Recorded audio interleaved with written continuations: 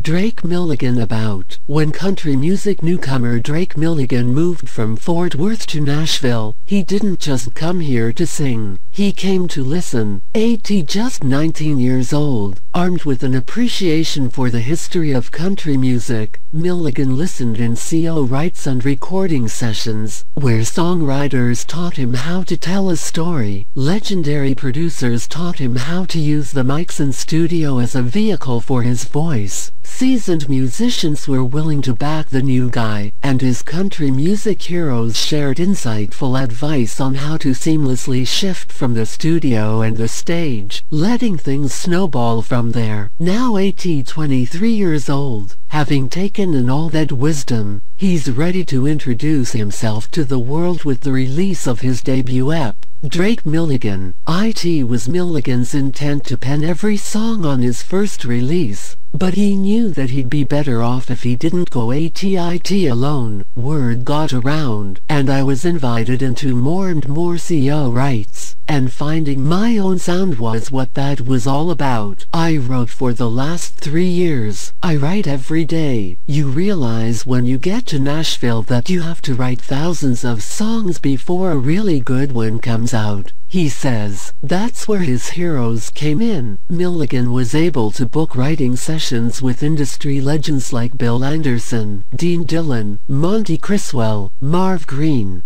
Paul Overstreet, Terry McBride and Bryce Long. The reason I came to Nashville is because all of my heroes are here. All the guys WHO wrote and played on my favorite songs are still so good. They wake up every day and want to write the best song they can. I wanted to learn something from every write. Writing with those songwriters was a rite of passage for me, Milligan says. Seeing how excited Bill and Dean and the others are about writing songs was so inspiring to me. We all get here with a different set of influences. Mine were mainly George Strait and Elvis, along with a lot of Alan Jackson, Randy Travis, and George Jones. That's what my mom and dad listened to, so my earliest music memories came from that. He says, as I was writing, I learned that the best sad songs are bittersweet and even a little hopeful. I love that tradition in country music, how sad songs can help you feel understood. That's the magic.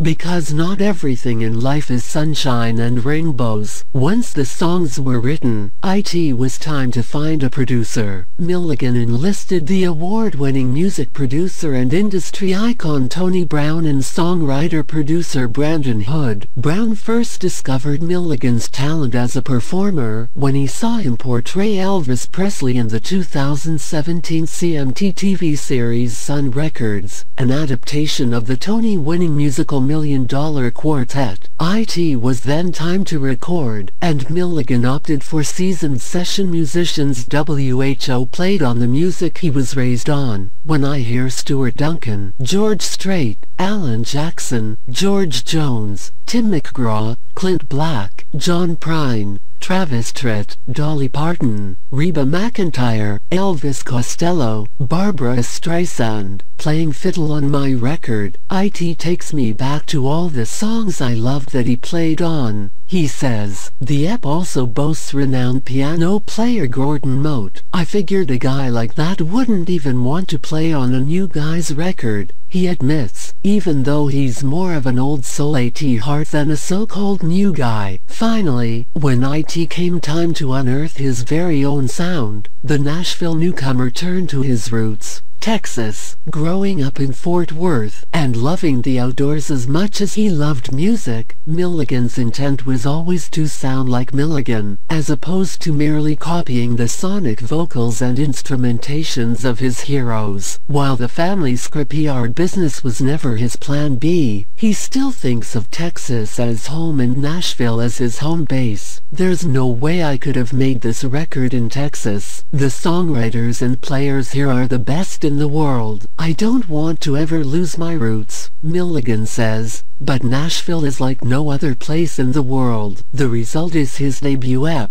stacked with 5 songs all CO written by Milligan. packed with everything country music fans want. Milligan layers the fiddle and steel in the trouble drowning, alcohol soaked over drinkin' under thinkin', and rediscovers the lost art of fast talking and the upbeat, rebellious sounds like something I'd do. But it's not all up-tempo toe tappers. It's in the ballads that he really showcases his deep, smooth as silk vocals. Don't Look Down has Milligan painting a picture of falling in love on a dance floor, defying gravity thanks to the honky-tonk's trusty old jukebox. And She is a beautifully simple but emotive depiction of a Lovesic boy completely in love with a girl, as he lists off everything he loves about her.